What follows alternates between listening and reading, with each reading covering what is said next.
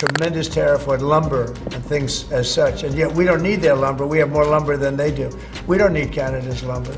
Canada does not dump lumber into the United States. And we will continue to make the case that these current and proposed duties are unjustified. Provide a little bit more lumber within their supply, but there's no way that they can replace the imports coming from Canada. Many saw Donald Trump's claim that the U.S. didn't need Canadian automobiles or lumber as just another display of political arrogance. The tariffs, however, followed. Overnight, Washington imposed high taxes on Canadian lumber, framing it as a national security issue. Markets erupted in a matter of days. Prices surged, surpassing $650 per thousand board feet, and it affected homebuilders nationwide. Projects that had previously appeared profitable started to stagnate as construction prices skyrocketed. The core of America's housing structure was affected by just one choice. The majority of the lumber used in U.S. homes comes from Canada, accounting for around 1/3 of the total. The administration had transformed a policy change into a housing market shockwave by taxing that lifeline. The builders paused. The cost of homes increased to the point where many families could no longer afford them. Every increase in price could prevent millions of people from ever having a home. Experts warned. The basic basis of American housing was being altered by what had begun as an attempt to increase domestic employment. Could a strategy intended to fortify the country ultimately lead to a widening economic gap?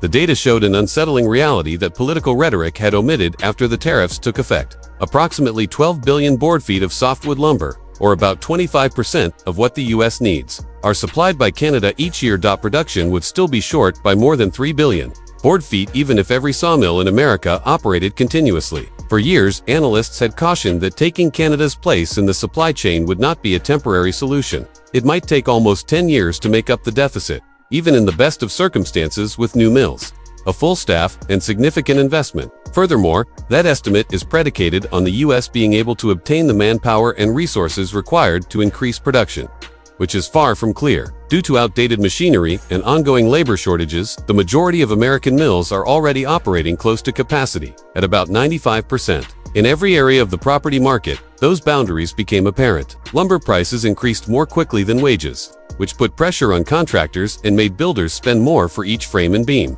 The effect spread swiftly. The cost of homes increased, the pace of construction slowed. Families who had previously intended to purchase were priced out of the market. What started out as an effort to save domestic jobs has now become a barrier to the economy as a whole. The strategy intended to protect American business had set off an inflationary tsunami that extended from job sites to home budgets as each increase in lumber prices added weight to an already costly housing system. The two economies had grown so linked that independence from Canadian imports now appeared more like strain than strength. Canada's leadership adopted a different strategy. While the U.S. struggled with rising costs, Prime Minister Mark Carney's administration prioritized adaptation over punishment to help lumber producers diversify their markets and lessen their reliance on American consumers. Ottawa announced a $500 million project.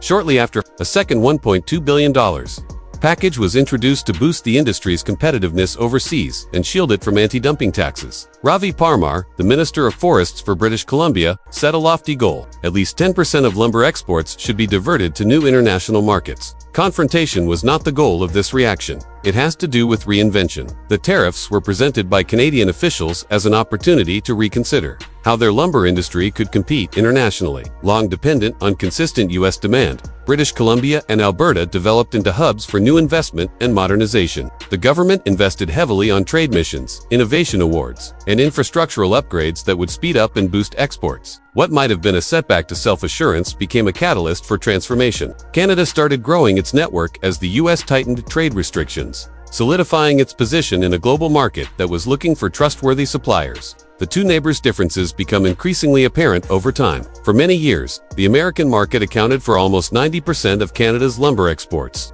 That reliance had felt unbreakable. However, as the tariffs stopped that flow, Canadian producers searched elsewhere for opportunities. Shipments started going to markets in the Middle East and North Africa, as well as South Korea. Vietnam, India, Australia, and the United Kingdom. Early in 2024, Japan, which had previously been a minor player in Canada's export strategy, raised its purchases by almost 26%, indicating that foreign purchasers perceived stability where others saw risk. Trade agreements with nations like South Korea and Germany ensued, creating new avenues for expansion and solidifying Canada's standing as a reliable, sustainable supplier of building supplies. To deal with the increase in international trade, big forestry firms and port authorities in Prince Rupert and Vancouver made significant investments in modernization. Now, every shipment that departed Canadian soil represented more than just trade. It signaled a change in the nation's economic character. Dependency on its neighbor to the south was no longer a defining characteristic of Canada. It was evolving into a self-assured international provider, prepared to compete in areas well outside of North America. In the meantime, the U.S. was dealing with the unexpected consequences of its policy.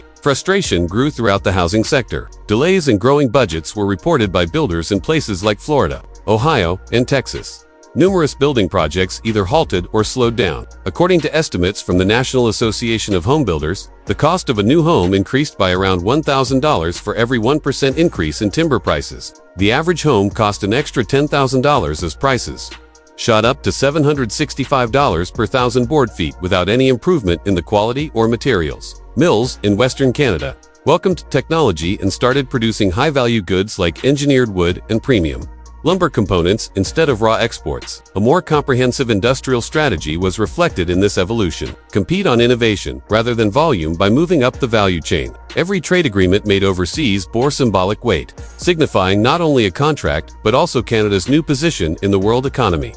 Once mostly dependent on American demand, the nation was now using variety, resiliency, and strategic growth to define its own future. In the meantime, uncertainty was creeping into the U.S. construction industry. Lumber costs continued to rise, making it more difficult for consumers to afford homes and compelling builders to halt projects nationwide. As local production failed to bridge the growing supply gap, housing development slowed or ceased completely. Banks were reluctant to finance new construction. Contractors had to deal with growing expenses, and prospective homeowners saw prices rise beyond their means. Once a fundamental aspect of American society, the dream of home ownership was suddenly becoming more elusive. There was more to this transition than just economic recovery. It was a symbol of a change in world power. The need of dependability increased as the world struggled with shaky supply networks and growing geopolitical threats. One of Canada's biggest advantages became its standing as a reliable, sustainable provider. International partners started looking to Ottawa for long-term stability in their housing and infrastructure plans. In addition to raw commodities, reliability had subtly evolved into a kind of power, enabling Canada to grow, while others found it difficult to adjust. The mood was starting to shift in Washington. Builders, unions, and economists who witnessed the strategy's failure began to criticize officials who had previously defended tariffs as a show of power. The very policies intended to increase self-sufficiency were now increasing the system's vulnerability. It was challenging to break the loop generated by high building expenses, a lack of workers, and low local production. Policymakers were forced to consider whether the strategy had ever been viable as dissatisfaction grew and the discussion turned from protectionism to accountability. The objective of protecting American business had gradually evolved into a fight against its own repercussions. All throughout the continent, every incomplete neighborhood and postponed infrastructure project is a testament to the experiment's findings. The scarcity of housing worsened, redrawings of trade routes were made. In the lumber equation, Canada, which had previously been viewed as the smaller partner, was now clearly in the lead. Its diversification strategy had turned a period of economic strain into a worldwide opportunity. It was no longer characterized by its ties to the U.S. home market for the first time in decades.